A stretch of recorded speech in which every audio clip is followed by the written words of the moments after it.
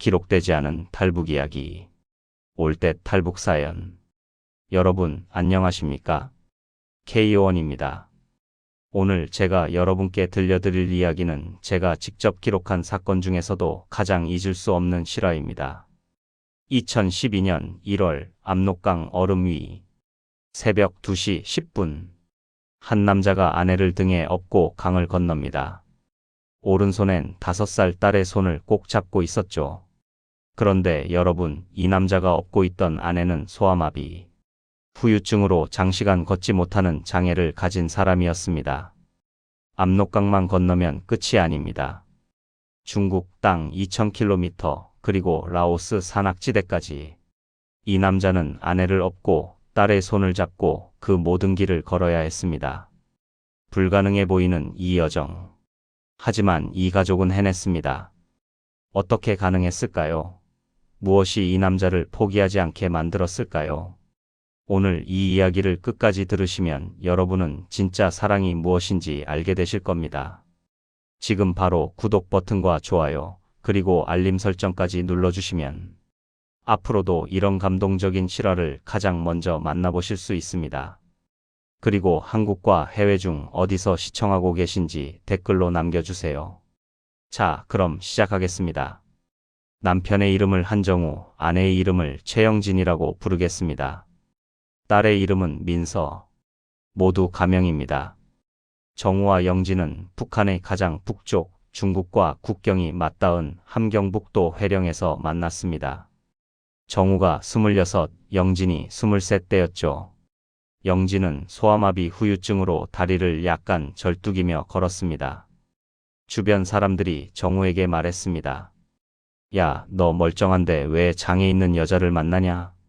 하지만 정우는 신경 쓰지 않았습니다. 그는 영진의 밝은 성격과 따뜻한 마음에 반했으니까요. 두 사람은 결혼했고 2007년에 딸 민서가 태어났습니다. 처음 몇 년은 괜찮았습니다. 정우는 장마당에서 중국산 생필품을 팔았고 영진은 집에서 바느질 일을 했습니다. 수입이 많진 않았지만 가족이 함께 있으니 행복했죠. 하지만 2010년 이후 북한의 경제 상황이 더욱 악화됐습니다. 화폐 개혁 실패로 장마당이 위축됐고 정우의 장사도 점점 어려워졌습니다. 영진은 장마당에 나가 물건을 팔고 싶었지만 다리가 불편해 하루 종일 서 있을 수가 없었습니다. 설상가상으로 딸 민서가 자주 아팠습니다. 영양실조 때문이었죠. 2011년 가을 민서가 고열로 쓰러졌습니다. 정우는 급히 병원에 데려갔지만 의사는 약도 없고 할 수 있는 게 없다고 했습니다. 정우는 장마당을 돌아다니며 중국산 해열제를 구했습니다. 그 약값을 내기 위해 집에 있던 TV까지 팔았죠. 민서는 다행히 회복했지만 정우는 깨달았습니다. 이렇게 살다간 우리 딸이 못 자란다. 2011년 12월 민서가 또 쓰러졌습니다. 이번엔 폐렴 증상이었습니다. 밤새 기침을 하며 숨을 헐떡였고 입술이 파랗게 변했습니다. 정우는 아내 영진을 붙잡고 울었습니다. 영진아, 우리 이대로 있으면 민서가 죽어. 우리도 다 굶어 죽고. 영진은 눈물을 흘리며 물었습니다. 그럼 어떻게? 정우는 떨리는 목소리로 대답했습니다. 탈북해야 돼. 한국으로 가야 해. 영진은 당황했습니다. 정우야, 나는 다리가 불편한데. 어떻게 강을 건너? 어떻게 중국을 가로질러 가? 정우는 영진의 손을 꼭 잡았습니다. 내가 업고 갈게. 네가 못 걸으면 내가 걷는 거야. 영진은 고개를 저었습니다. 안 돼. 나 때문에 너랑 민서까지 위험해져. 너희 둘만 가. 하지만 정우는 단호했습니다. 셋이서 나가는 거야. 아니면 셋 다 여기서 죽는 거고. 그날 밤 두 사람은 새벽까지 이야기했습니다. 그리고 마침내 결심했습니다. 가족 모두 함께 탈북하기로. 정우는 몇 달 동안 준비했습니다. 브로커와 연락했고 돈을 모았습니다. 2012년 1월 14일. 출발일이 정해졌습니다. 정우는 영진에게 말했습니다. 영진아, 나를 믿어. 내가 꼭 데려다 줄게. 영진은 눈물을 흘리며 조용히 동의했습니다. 알아. 당신 믿어. 2012년 1월 14일 밤 11시. 정우 가족은 압록강 근처 마을에 도착했습니다. 브로커가 기다리고 있었습니다. 오늘 밤 2시에 건너야 합니다. 순찰 교대 시간이 5분 있어요. 그 사이에 건너야 해요. 정우가 물었습니다. 강은 얼었습니까? 브로커가 대답했습니다. 반쯤 얼었어요. 조심해서 건너야 합니다. 얼음 깨지는 소리 나면 경비병이 듣습니다.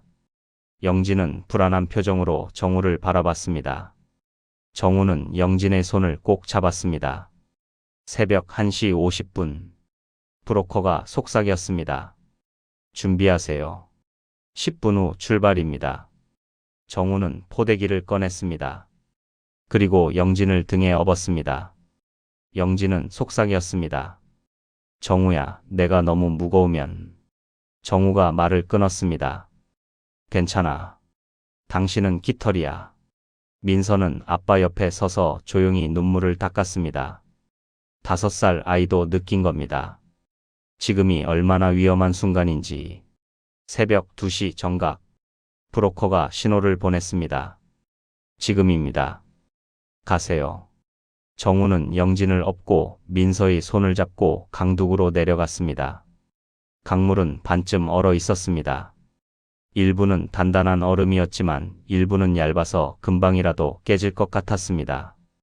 정우는 한 발 한 발 조심스럽게 얼음 위를 걸었습니다. 그런데 20m쯤 갔을 때 얼음 밑에서 물소리가 들렸습니다. 얼음이 약해지고 있었던 겁니다. 영진은 정우의 등에서 숨을 죽였습니다. 민서는 아빠 손을 더 꽉 잡았습니다. 정우는 멈추지 않았습니다. 그는 얼음이 두꺼워 보이는 곳을 찾아 조심스럽게 이동했습니다. 그때 저 멀리서 경비병의 목소리가 들렸습니다. 거기 누구냐? 정우의 심장이 멎는 것 같았습니다. 하지만 다행히 그 목소리는 다른 방향에서 들려왔습니다. 다른 탈북자를 발견한 것 같았죠. 정우는 재빨리 샛강 쪽으로 방향을 틀었습니다. 샛강은 얼음이 더 약했지만 경비병의 시야에서 벗어날 수 있었습니다. 민서가 미끄러졌습니다. 얼음 위에서 발이 헛디딘 겁니다. 정우는 재빨리 몸을 숙여 딸을 붙잡았습니다. 그 바람에 균형을 잃을 뻔했지만 간신히 버텼습니다. 영진은 정우의 등에서 울먹였습니다. 정우야. 미안해. 내가 너무 무거워서. 정우는 숨을 헐떡이며 말했습니다. 괜찮아. 조금만 더 가면 돼. 강 중간쯤 왔을 때 얼음이 갈라지는 소리가 들렸습니다. 크게는 아니었지만 분명히 갈라지고 있었습니다. 정우는 빠르게 걸음을 옮겼습니다. 더 이상 조심스럽게 걸을 여유가 없었습니다.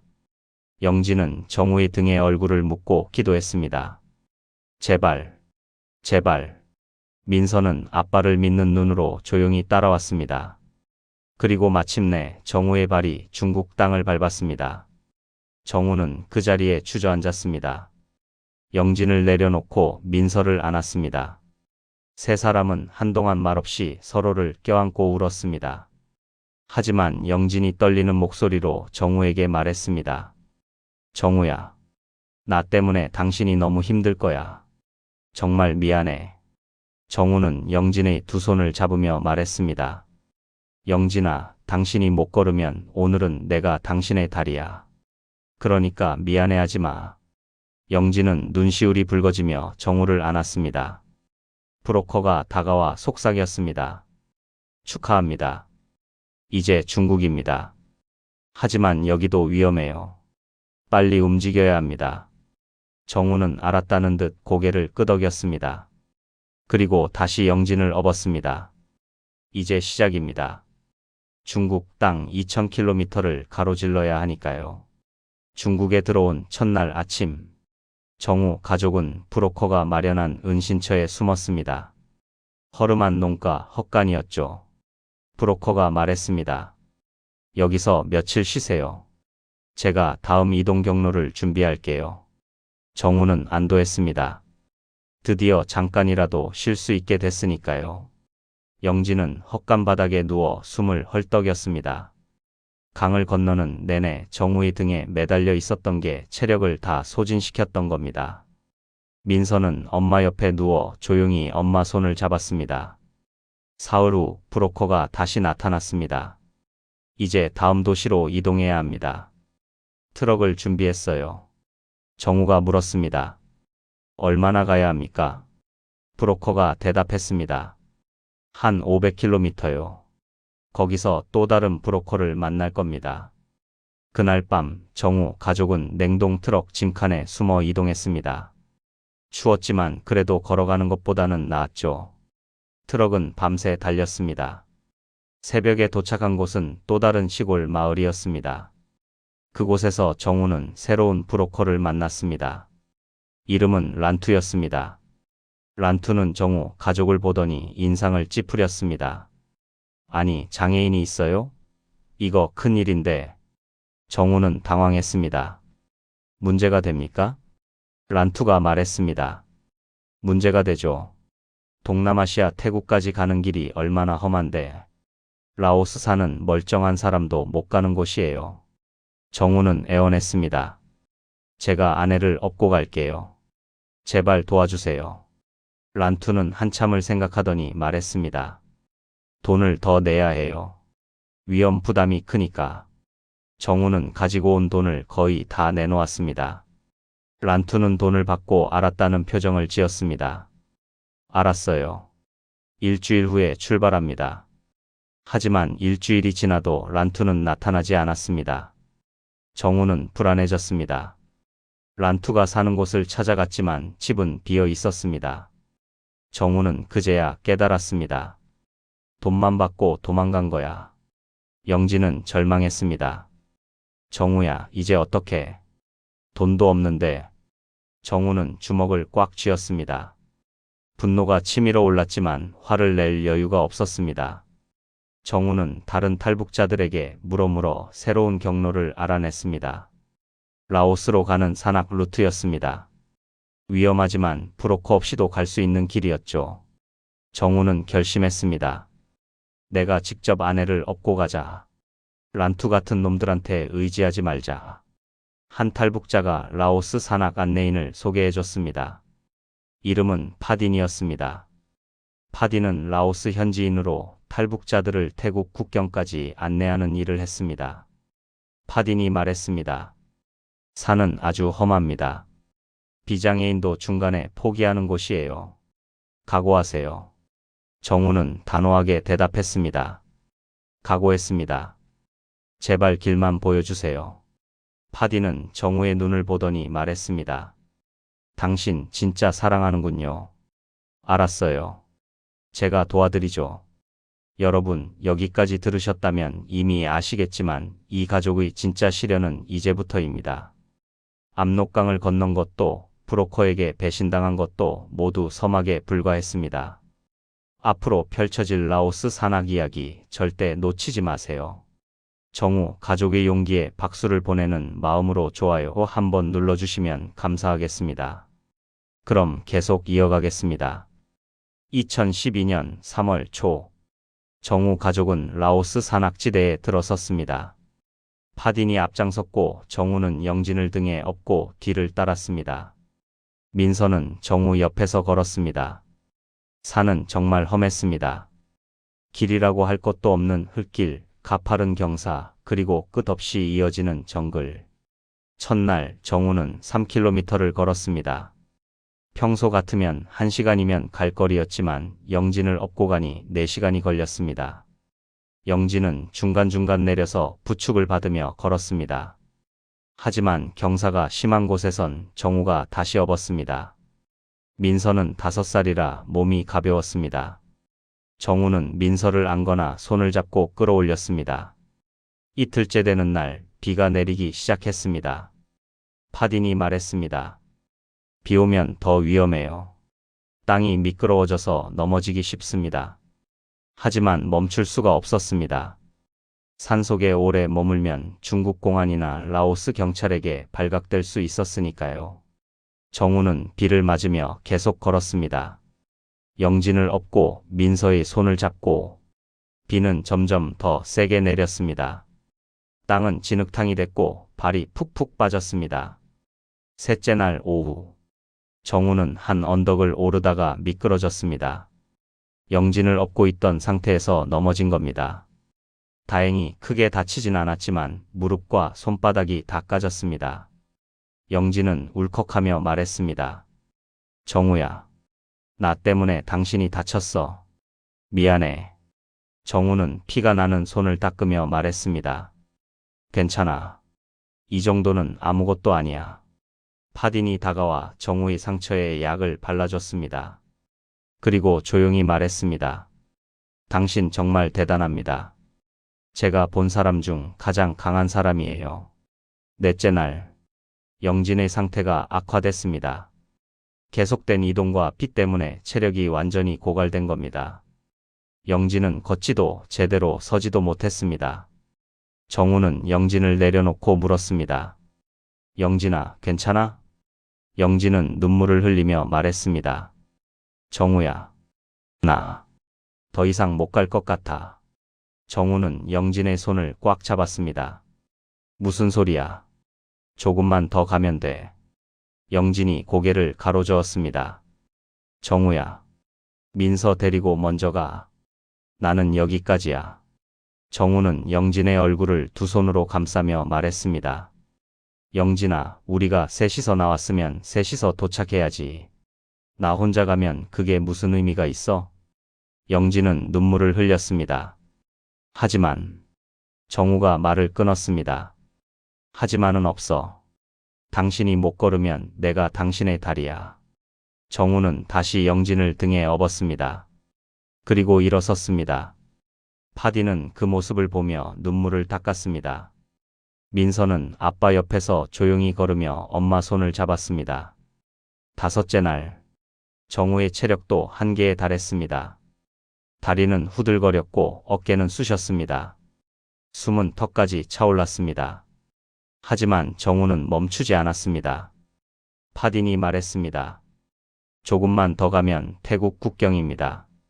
1km 남았어요. 정우는 그 말을 듣고 힘을 냈습니다. 1km. 조금만 더. 여섯째 날 새벽, 정우 가족은 태국 국경 1km 지점에 도착했습니다. 하지만 그때 민서가 쓰러졌습니다. 탈수와 영양실조 때문이었습니다. 민서는 의식을 잃고 쓰러진 겁니다.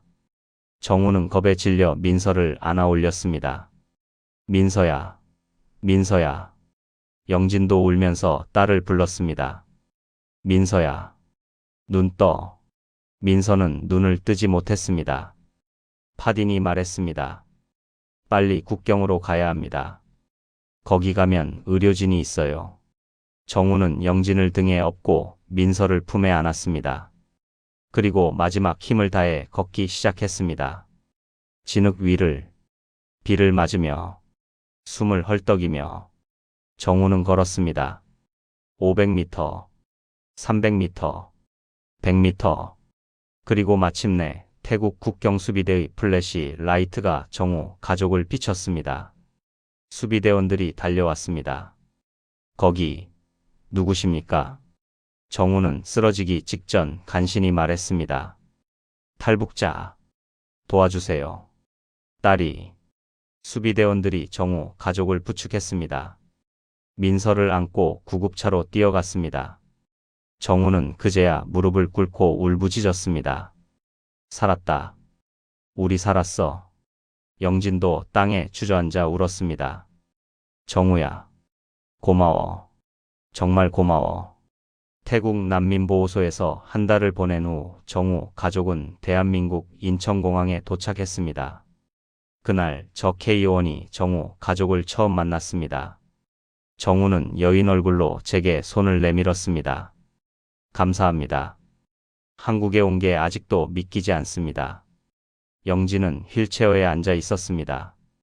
라오스 산을 넘으며 다리 상태가 더 악화됐던 겁니다.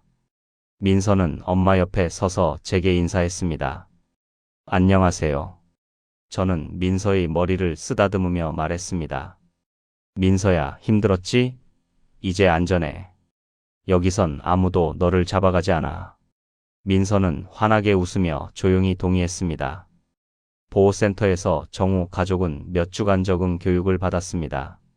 그 과정에서 정우는 저에게 그간의 이야기를 자세히 들려줬습니다. 압록강을 건널 때, 중국에서 브로커에게 배신당했을 때, 라오스산을 넘을 때의 이야기를 정우가 말했습니다. K의원님, 저는 몇 번이나 포기하고 싶었습니다. 특히 라오스산에서 영진이 더 이상 못 간다고 했을 때, 정우는 잠시 말을 멈췄다가 이어갔습니다. 하지만 포기할 수가 없었어요. 영진이 저를 믿고 따라왔는데 제가 포기하면 그건 영진을 버리는 거잖아요. 저는 정우의 말을 들으며 깊은 감동을 받았습니다. 진짜 사랑이 무엇인지, 진짜 책임감이 무엇인지를 정우가 보여준 겁니다. 몇 주 후 정우 가족은 서울의 한 아파트에 정착했습니다. 정부 지원으로 마련된 집이었죠. 영진은 한국 병원에서 치료를 받기 시작했습니다. 의사는 재활 치료를 하면 걷는 게 조금 나아질 수 있다고 했습니다. 민서는 초등학교에 입학했습니다. 처음엔 낯설어 했지만 곧 친구들과 잘 어울렸죠. 정우는 한국 회사에 취직하려고 노력했습니다. 쉽진 않았지만 포기하지 않았습니다. 1년 후 저는 정우 가족을 다시 만났습니다. 정우는 한 공장에서 일하고 있었습니다. 월급은 많지 않았지만 정우는 만족했습니다. 영진은 재활치료 덕분에 지팡이를 짚고 짧은 거리는 걸을 수 있게 됐습니다. 민서는 학교에서 그림 그리기를 좋아하는 밝은 아이로 자랐습니다. 그날 정우 가족은 저를 저녁 식사에 초대했습니다. 좁은 아파트였지만 따뜻한 밥과 김치찌개가 있었습니다. 영진이 말했습니다. K의원님, 이거 제가 직접 만든 김치예요. 한번 드셔보세요. 저는 김치를 맛보며 말했습니다. 정말 맛있네요. 식사 후 정우가 제게 말했습니다. K의원님, 사실 제가 꼭 드리고 싶은 말이 있습니다. 저는 알았다는 표정을 지으며 귀를 기울였습니다. 말씀하세요. 정우는 영진의 손을 잡으며 말했습니다. 저는 북한에서 영진이랑 결혼할 때 주변 사람들이 다 말렸습니다. 장애 있는 여자랑 결혼하면 고생한다고요. 정우는 잠시 웃더니 이어갔습니다. 그런데 제가 영진이랑 살면서 느낀 건 영진이 저한테 짐이 아니라 힘이었다는 겁니다. 영진은 눈물을 닦으며 웃었습니다. 정우가 말을 이었습니다. 압록강 건널 때도 라오스산 넘을 때도 제가 포기하지 않은 건 영진이가 있었기 때문입니다. 영진이를 지키고 싶어서 더 강해진 거예요. 저는 정우의 말에 깊이 공감했습니다. 사랑은 사람을 약하게 만드는 게 아니라 강하게 만드는 것이었습니다. 그날 밤 저는 정우 가족의 집을 나서며 생각했습니다. 이 가족은 정말 기적을 만들어냈구나. 여러분, 정우의 이야기를 여기서 마치겠습니다. 정우는 지금도 한국에서 평범하게 살고 있습니다. 공장에서 일하고 주말엔 가족과 공원에 갑니다. 영진은 재활치료를 꾸준히 받으며 조금씩 나아지고 있습니다. 민서는 중학생이 됐고 꿈이 화가라고 합니다. 하지만 제가 정우를 만날 때마다 기억하는 장면이 있습니다. 2012년 1월 압록강 얼음 위. 정우가 영진을 업고 걸을 때 영진이 정우에게 말했습니다. 정우야, 나 때문에 돌아가자. 그때 정우가 대답했죠. 영진아, 당신이 못 걷는다면 오늘은 내가 당신의 다리야. 여러분, 이게 바로 진짜 사랑입니다. 편할 때만 사랑하는 게 아니라 힘들 때 더 강해지는 게 사랑입니다. 정우는 아내를 버리고 혼자 도망칠 수도 있었습니다. 그게 더 안전하고 빠른 길이었으니까요. 하지만 정우는 그러지 않았습니다. 아내를 업고 딸의 손을 잡고 끝까지 함께 걸었습니다. 그 결과 3명 모두 살아남았습니다. 여러분은 어떻습니까? 힘든 상황에서 누군가를 포기한 적은 없으신가요? 아니면 끝까지 함께한 적이 있으신가요? 오늘 영상이 여러분께 작은 감동이 됐으면 좋겠습니다. 구독과 좋아요, 알림 설정 부탁드립니다. 그리고 댓글로 여러분의 생각을 나눠주세요. 정우의 선택 어떻게 생각하시나요? 다음 영상에서는 또 다른 감동적인 실화로 찾아뵙겠습니다. 여러분, 오늘도 소중한 사람을 더 사랑하며 사십시오. K-ON이었습니다. 감사합니다.